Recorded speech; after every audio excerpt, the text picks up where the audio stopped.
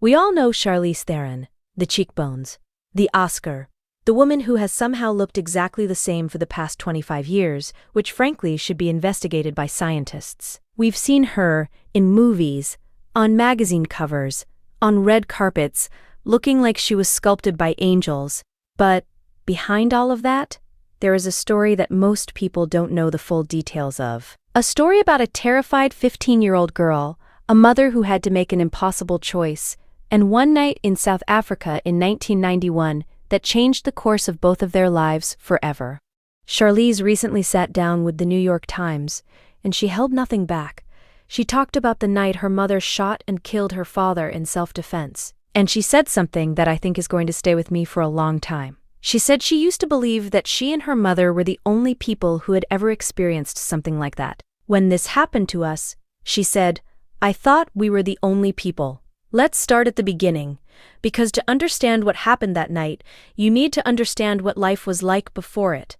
Charlize grew up in South Africa in the late 1980s and early 1990s, a country that was already engulfed in its own political violence and turmoil. The family home had steel doors with locks on them, not as a quirky design choice, but because that's what you did to stay safe in that environment. And inside that home, the threat wasn't just coming from outside. Her father, Charlize Theron, was an alcoholic. Charlize has talked about this before, but in this latest interview, she really painted a picture of what that looked like day to day. She described her early memories of being surrounded by extremely intoxicated people. People so drunk, she said, that they were crawling on the floor. And this wasn't an occasional thing. This was every Friday, every Saturday, sometimes Wednesday too. Her father had even built a bar inside their home to keep the party going. He would disappear after drinking, she said, and when he came back, he would come back in what she described as a pretty severe state. There was a lot of verbal abuse, a lot of threatening language. And over time, and this is the part that is so common and so heartbreaking in these situations, it just became normal. He was scary, Charlize said. He didn't hit me, he didn't throw me against a wall, but he would do things like drive drunk. There was a lot of verbal abuse, a lot of threatening language that just became normal, and nobody did anything about it. Not because people didn't see it, they did. But as Charlize pointed out, heavy drinking among men was so culturally accepted in South Africa at the time that people just looked the other way.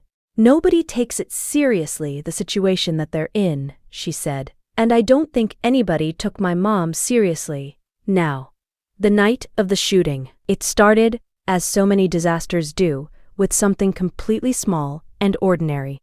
Charlize and her mother had gone to see a movie. When they got back home, they couldn't get in. Her father had the key, and he wasn't there, so they went to look for him at his brother's house, where he was, as expected, drinking. And here's where things started to unravel. Charlize, who really needed to use the bathroom, ran straight into the house to find a toilet without stopping to say hello to everyone first. Now, if you're sitting there thinking, that seems reasonable, well, yes it does. But apparently in that household, on that night, with a drunk man already in a volatile mood, it was seen as disrespectful, not greeting the elders before attending to your own bodily needs. Charlize explained that it's a cultural thing in South Africa, a matter of respect for elders. But the way her father reacted, you would have thought she'd committed an actual crime. For the rest of the night, he spiraled. He kept coming at her with questions. Why didn't you stop? Who do you think you are? Over and over again. By the time Charlize and her mother got back home, Charlize knew something bad was coming. She asked her mother to cover for her, to tell her father she was asleep when he got home. She went to her room, turned off all the lights, and waited. She said she could always tell the level of her father's anger by the way he drove into the driveway.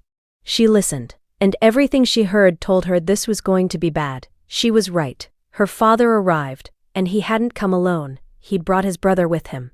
And he had a gun. He shot through the steel door of the house. Not a warning shot. Not an accident. He shot through the door to make it clear, as Charlize put it, that he was going to kill them that night. Her mother, Gerda, knew immediately how serious this was. She went to the safe to retrieve her own firearm, and then she came to Charlize's bedroom.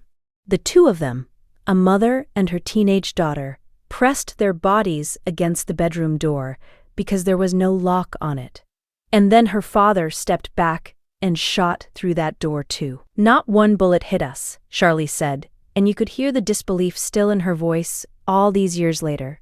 It's insane when you think about it. But Gerda knew it was only a matter of time before he came through that door physically. She made the decision that saved both their lives. She opened the bedroom door. She saw her father-in-law's brother in the hallway. He turned and ran. She fired one shot that ricocheted 7 times through the hallway and hit him in the hand. And then she followed her husband, who had gone to the safe to get more weapons, and she shot him too. Charlize Theron died from his injuries that night. His brother survived. And here is something that matters deeply. The shooting was investigated, and it was determined to be fully justified self-defense. Gerda did not face any charges, because what she did that night was not a crime. It was a mother saving her own life and her child's life with the only option she had left. The morning after, Gerda sent Charlize to school. I know.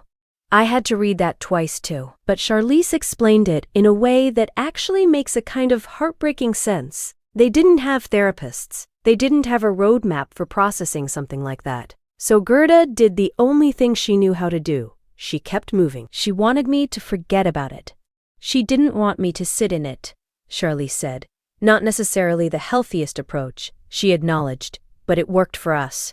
What followed for Charlize was a different kind of pain, the social kind. Everyone in their community knew what had happened, and she described the shame of that, the way other kids looked at her, the way it followed her. The only time she ever became physical with anyone, she said, was when a girl at school taunted her about having seen her father drunk. And honestly, given everything, I think we can all understand that. Just a year after the shooting, Charlize and her mother made the brave, extraordinary decision to leave South Africa entirely. They went to Europe, where Charlize began modeling. Then she moved to New York to study ballet at the Joffrey Ballet School until a knee injury ended that dream. And then, at just 16 years old, she moved alone to Los Angeles, with nothing but ambition and a story that would have broken most people. And you know how she was discovered?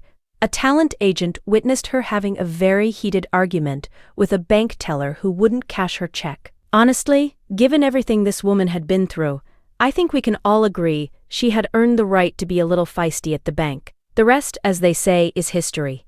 The devil's advocate. The Cider House Rules. And then, in 2003, that Oscar for Monster, where she played a real-life serial killer and transformed herself so completely that the whole world finally understood they were watching something special. But here's what I want to leave you with, because Charlize didn't share this story for shock value.